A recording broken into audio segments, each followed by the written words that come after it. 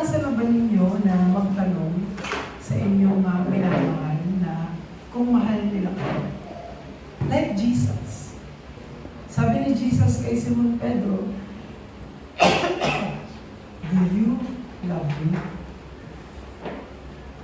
Kahapon or nung Friday, nag-celebrate tayo ng Hearts Day. Some of us, we call it Valentine's. Some of us, we call it Hearts Day. Araw ng puso, araw ng pag-ibig.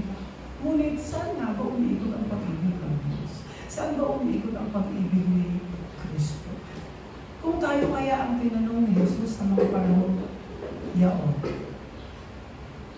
Maricel, talaga bang mahal mo ako? Yes, Lord. Mahal ko po kayo. Pakainin mo ang aking tupa. Maricel, totoo bang mahal mo ako? Oo, Panginoon, mahal kita. Pangalagaan mo ang aking tupa. At sa pangatlong pagkakataon, tatawagin niya ang ating mga pangalan. At muling itatanong, totoo ba, talaga ba? Totoong talaga bang mahal mo ako? Lord, ilang beses mo na akong tinanong? At ilang beses kong sinagot ang iyong katanungan, opo, mahal ko po kayo. Alam niyo po ba kung bakit tinanong ni Jesus si Simon Pedro patungkol sa pagmamahal niya kay Jesus? Ano po kaya ang sagot? Kuya Topel, what do you think is the reason why did Jesus ask Peter kung totoo ba na mahal niya ito?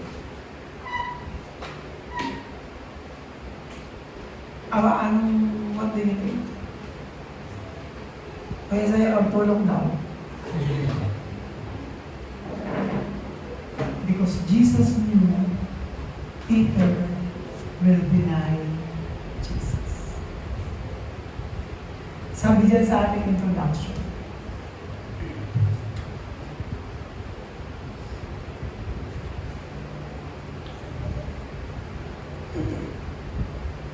people claim Christianity as a plain religion, with religious practices and observing the rules and regulation inside the church. Akala ng maraming tao, pag sinabi mo kasing Christian, is bahagi ito ng isang reliyosong pamumuhay.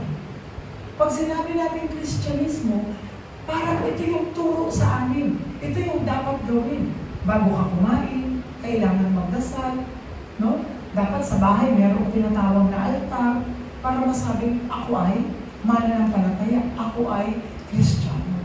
At higit sa lahat, sinusunod ko kung ano ang sinasabi sa church. Sinusunod ko ang mga utos at katuruan. Kasi akala ko, ito yung tinatawag na pananampalataya. Pero sabi diyan sa pagpapatuloy, paano ba? How much we understand Christianity and God's method in human's life. Paano kaya natin totoong naunawaan? Masasabi kong Christian na ako. Bakit? Kasi nabaptize na ako. Masasabi kong Christian na ako kasi na-born again na ako. Sabi kasi ng pastor, sino tumanggap kay Jesus, born again na. Ako ay isang Kristiyano na kasi 10 years na ako sa Remnant Angeles Emmanuel Church. Pero ang totoo, almost every day, we are like Peter who is denying Jesus. Kailan natin na ipapakita that we are denying Jesus? Every time we face trouble, worry, hardships, mas tinitig natin yung mga bagay na yun o yung pagkakataon para mag-complain. Lord, ito ba yung nais mo? Ito ba yung gusto mo mangyari sa akin? Naniwala ako sa'yo, nanampalataya ako. Pero problems are coming continuously. Kaya minsan hindi na natin nakikita yung sarili natin kung totoo bang mahal natin si Jesus. That's why even up to this point of time, Jesus is asking you, asking us, do you truly love me?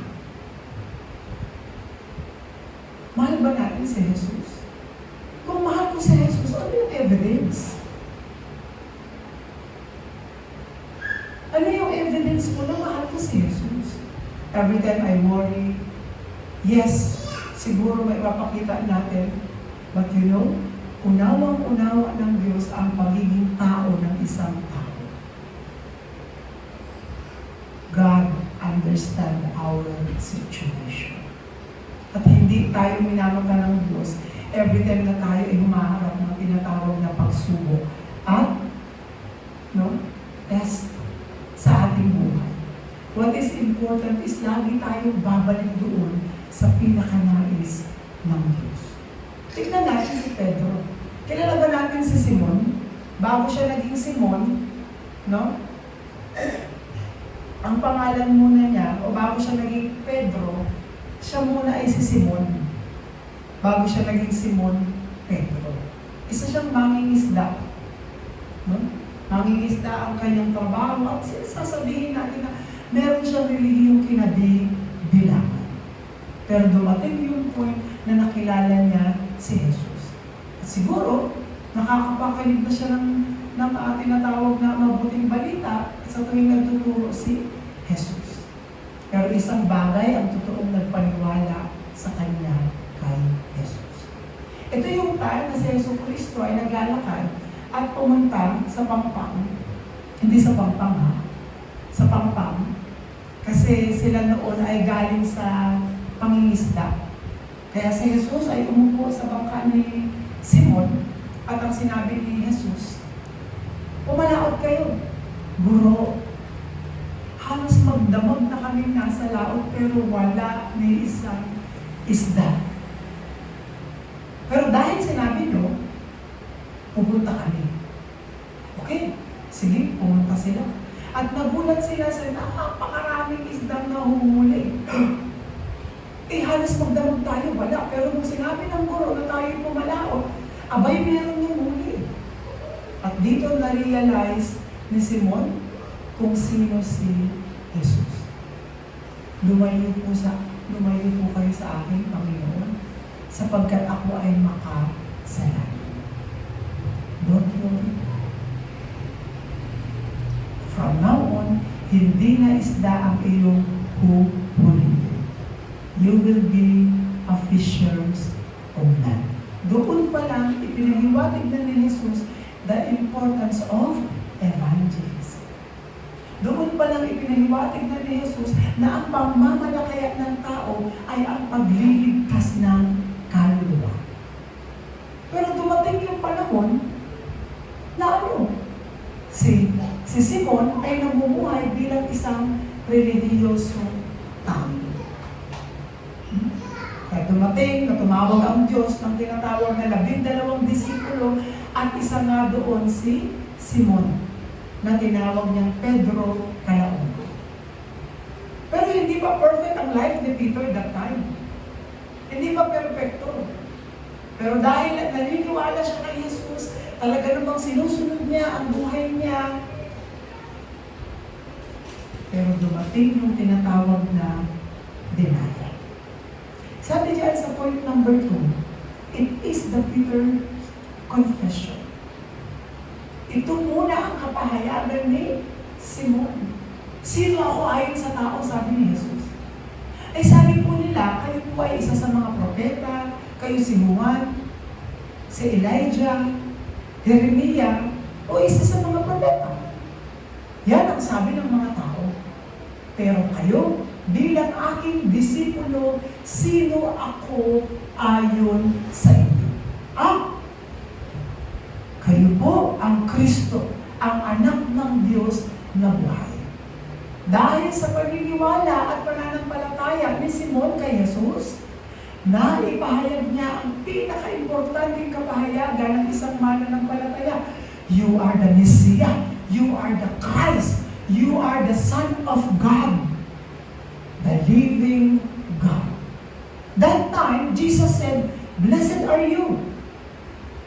Ikaw ay totoong pinagpala because this revelation was not revealed to you by the people around you, by the world, but this was revealed to you by my Father in heaven. At yung totoong pagpapala, every time na pinapahayag natin na si Jesus ang Kristo, that is the confession given by God. And that time, we are so blessed. At nagiging tayo ay pinagpala at nagpapala sa tuwing yung ating mind ay naitutuon natin kay Jesus. Sabi ni Jesus, mapalad ka dahil isiniwalat na sa iyo ang sekreto ng langit. Nasa sa iyo ang susi ng langit. Minsan marami nagtatanong, kasi ang akala natin, ang pananampalataya, nagsisimula sa ating gawa. Gigising ako ng maaga. Today is Sunday. Maaga akong mag-prepare para makapag-prepare ako ng maayos. Pupunta ako sa church. Today is church day. Today is Lord's Day. Today is worship day. I will go to church and I will worship God. Susuot ko yung pinakamagandang damit na meron ako. Kung kinakailangan Sunday ng kailangan ko mag-beauty rest. Kasi bukas is Sunday, haharap ako sa Panginoon. Pero hindi naman masama ang mga bagay na ito. Pero gusto natin bigyan ng tinatawag na kaliwanagan na hindi dito nababase ang pananampalataya ng isang tao. Kailan nababase ang pananampalataya ng isang tao? Kahit ikaw ay problemado, kahit ikaw ay parang walang malalapitan, meron ka pa rin lakas ng loob, kapangyarihan upang ipahayag na si Jesus ang Kristo. Ito ang pananampalatayang galing sa Diyos. Hindi ito pananampalatayang galing sa atin. Kaya kapag tinignan natin, parang napaka-vague, napaka-blurred, napaka-dim ng pananampalataya ni Simon Pedro. Siya na ang nagsabing, Lord, lumayo ka sa akin, ako'y makasalanan. Ikaw po ang Kristo, ang anak ng Diyos na buhay. But the truth, he denies Jesus. Hindi lang isang beses, hindi lang dalawang beses, hindi lang tatlong beses. He also denied his faith to Jesus nung panahon na siya ay naglalakad saan? Sa tubig. Nandyan ba yan, kuya, sa ating pangalan? Ay lang. On the water. Ito yung panahon na nakita ni Pedro, si Jesus, na naglalakad sa ibabaw ng tubig. He was very shocked. Wow! Miracle! Magic! Panginoon, gusto ko rin makalakad. Gusto ko rin makalakad dyan. Ano sinabi ni Jesus? Come. Halika. Kaya dahil doon sa excitement niya, dahil si Jesus mismo ang nagsabi sa kanya, possible. Dahil si Jesus na mismo ang nagsabing halika. Kaya, siya ay lumakad sa tubig, papalapit kay Jesus. Ngunit maya-maya, naramdaman niya ang paligid. Naglalakad niya ako. But, fear let him fail. Dahil saan? Sa kanyang physical na karanasan. Tubig ito parang imposible. When you got unbelief in believing in Jesus, doon tayo minsan na-fall into problems. Kapag na-fall tayo sa tinatawag na unbelief kay Yesu Cristo, tayo din ay minsan lumulubog sa tubig. Mararamdaman natin yung lamig. Kaya minsan yung mga bagay na posible sa Diyos, nagiging imposible sa atin. That time, Peter experienced denial towards Jesus. Ano pa? Ito yung panahon na 3 beses i-deny ni Simon Pedro si Jesus. Pero sinabi na ni Jesus, you are rock. Jesus already confessed that you are Peter, upon this rock I will build my church. Pero ngayon naman, ito pa rin yung kanyang denial. Habang sila ay naghahapunan, pinakita ni Jesus. Hindi ba 12 kayo na pinili ko, pero isa sa inyo ang magkakaluluwa? sa akin. Talaga naman si Pedro, no! Hindi po pwede yun, Panginoon. Sino dito? Hindi pwede. Peter, masyado kang mainit. Sino po magkakanulo sa inyo? Tandaan mo, Pedro, bago matapos ang araw na ito, bago sumikat ang araw, 3 beses mo akong ipagkakanulo. At dumating nga yung panahon na yun. Minsan ganoon din tayo sa ating buhay. Naniniwala na tayo kay Jesus. We believe that we are Christians. We believe that we have the Word of God. Pero minsan dumarating pa rin na i-deny natin si Jesus.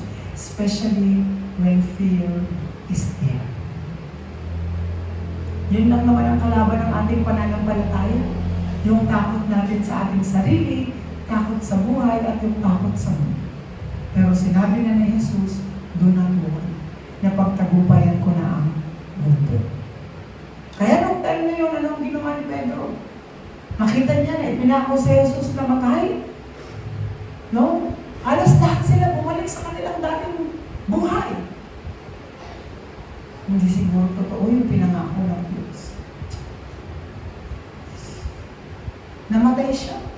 Wala na tayong guro. Tapos yung mga naniniwala pa, tinutuligsa. Kaya dumating ang time na halos sila ay bumalik sa kanilang mga buhay.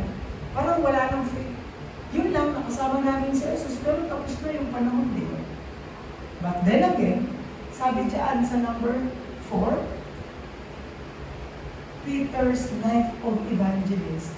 Ito yung panahon na muling binisita ni Jesus si Simon Pedro. Siguro bumalik sila sa kanilang dating buhay, nangingisda, nandun lang sila sa sulok.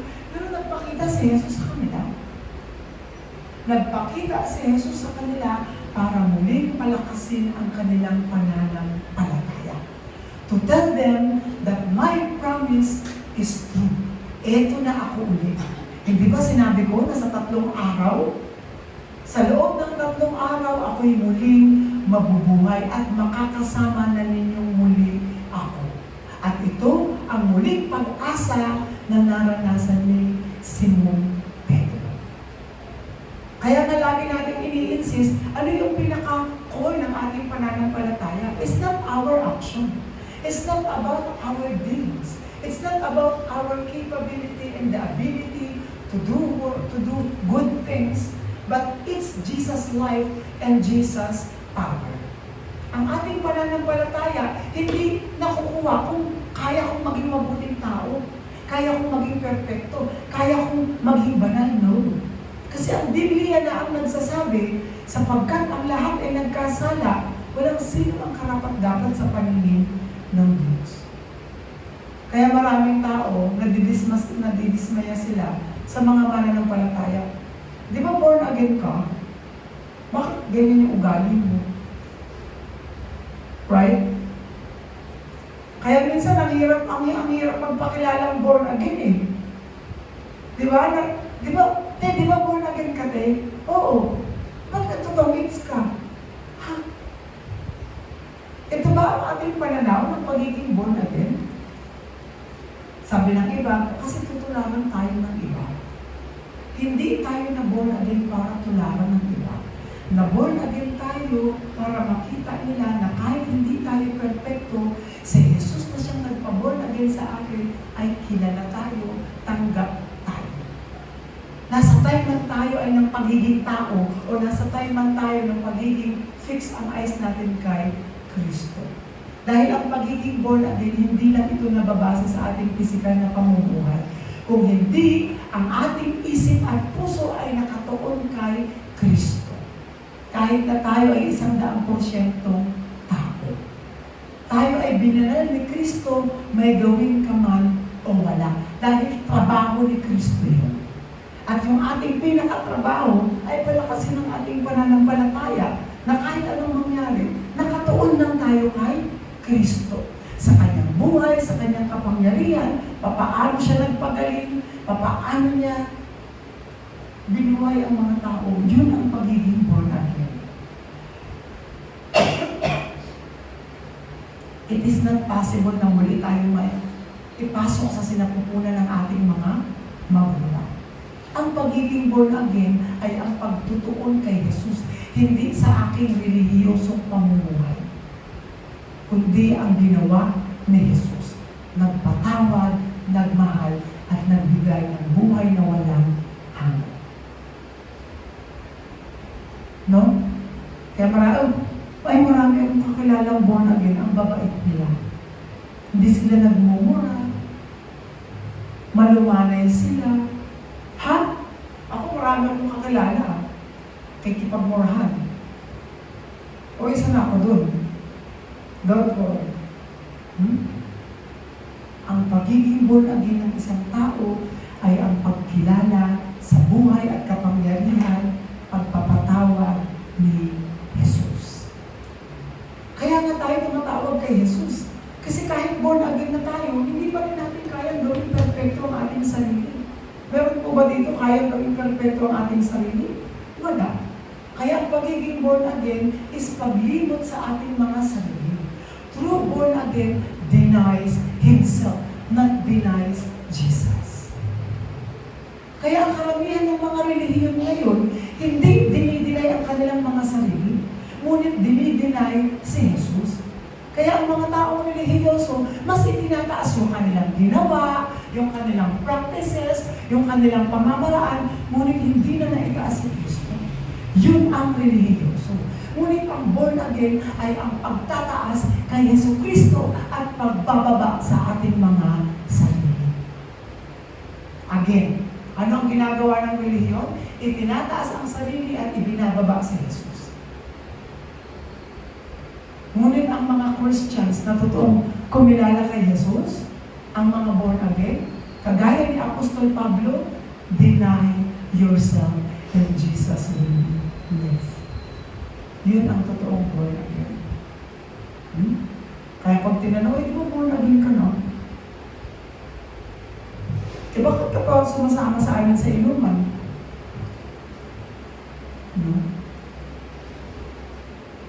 Maraming mga preacher, pastors, ang maingat sa ganitong katuruan. Pero kung ano ang nakapagbibigay sa atin ang tinatawag na pagkakilala kay Jesus, mas pipiliin natin ito ng ating paningin kay Jesus. Tao ay tao. Human nature will reveal. Kahit ayaw mo. Hanggat nabubuhay ka sa mundo, tandaan mo, tao ka. At ang nature ng isang tao, hindi yan mababago unless hindi ka tao. Right?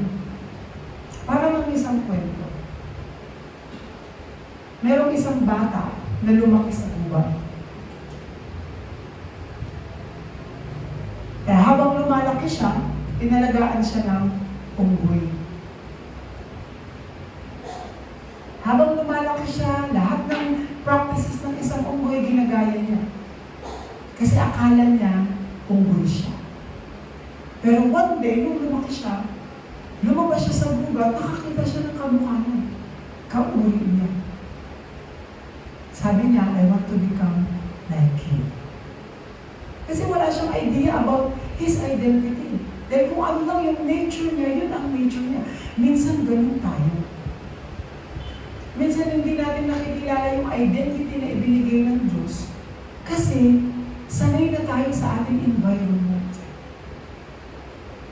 At yung environment na yan, ang akala natin, that's everything. No.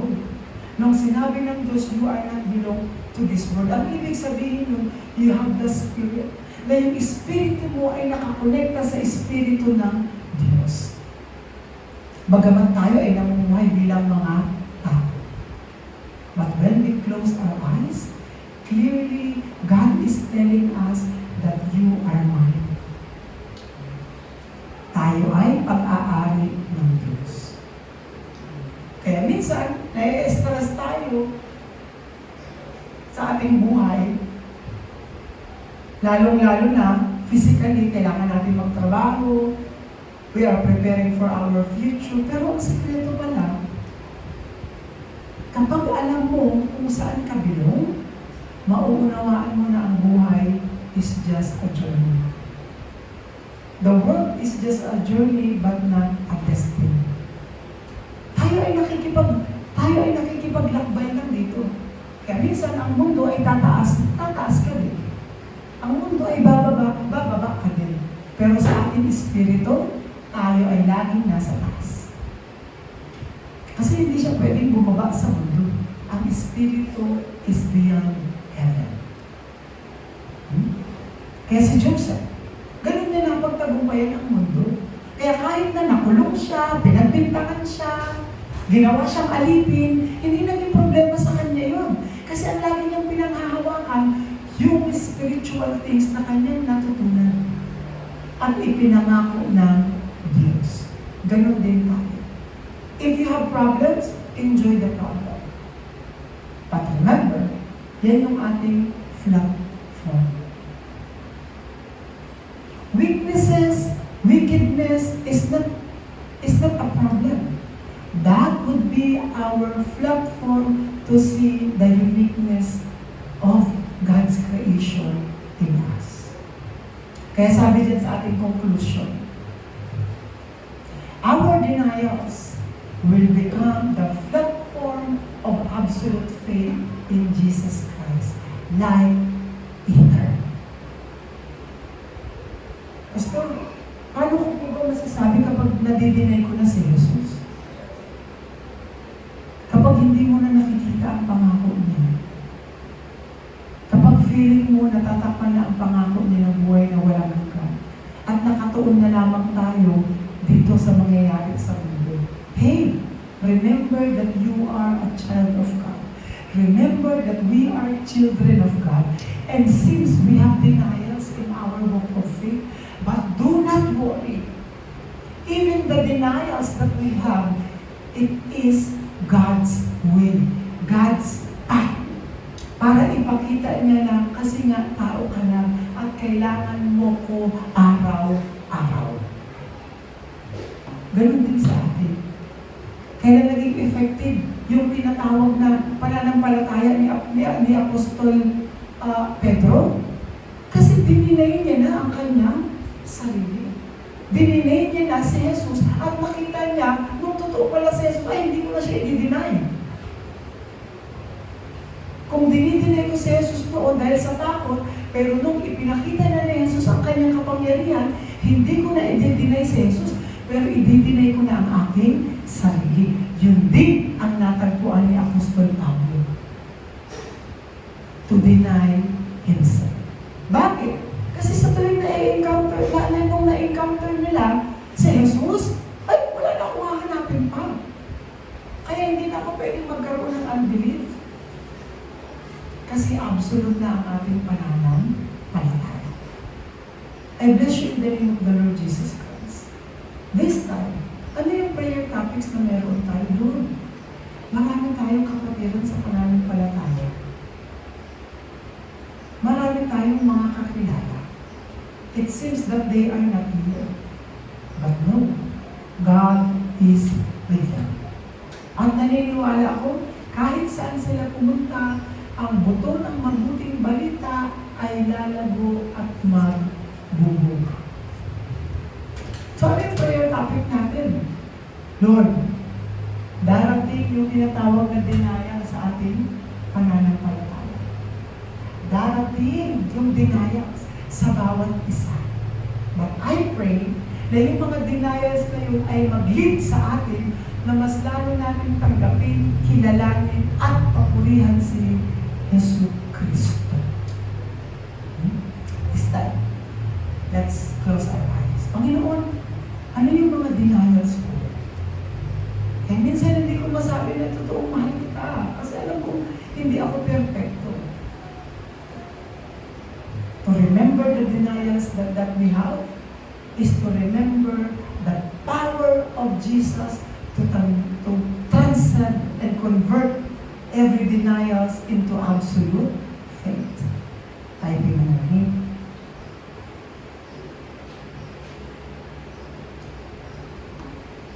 Hallelujah! Nagpapasalamat kami, aming Diyos, sa patuloy na pag-ibig mo at pagbibigay sa amin ng tinatawag na assurance sa kagaya ni Apostol Pedro, minsan nagkakaroon kami ng mga denial sa aming sarili. Denial sa aming pananampalataya dahil sa mga experiences, hardships, obstacles, and even the test of this world. Pero salamat Panginoon, because of that denials, we can still confess that Jesus is the Christ. At sa pananampalatayang ito, itiniturn mo ang lahat ng denials namin into absolute faith, where we can see the promise, we can see the power and life of Jesus Christ being revealed in our walk of faith. Panginoon, salamat dahil patuloy mo pong ginagabayan ang bawat isa at ipinapadala mo sa amin ang iyong pagmamahal. Ganun din sa buhay ng bawat isa na narito, patuloy mo pong iparamdam sa amin kung paano itinurn mo ang denial ni Pedro at ni Pablo into absolute faith, into denying themselves. Ganun din kami, Panginoon. Allow us to deny ourselves before you at tumayo kami, tumindig sa iyong harapan in front of you. Standing before you, O God, is to live our faith in Jesus Christ. Salamat po, Panginoon, at minamahal ka namin. Ito po ang aming panalangin. Sa pangalan ni Jesus, tayo magsabi ng Amen.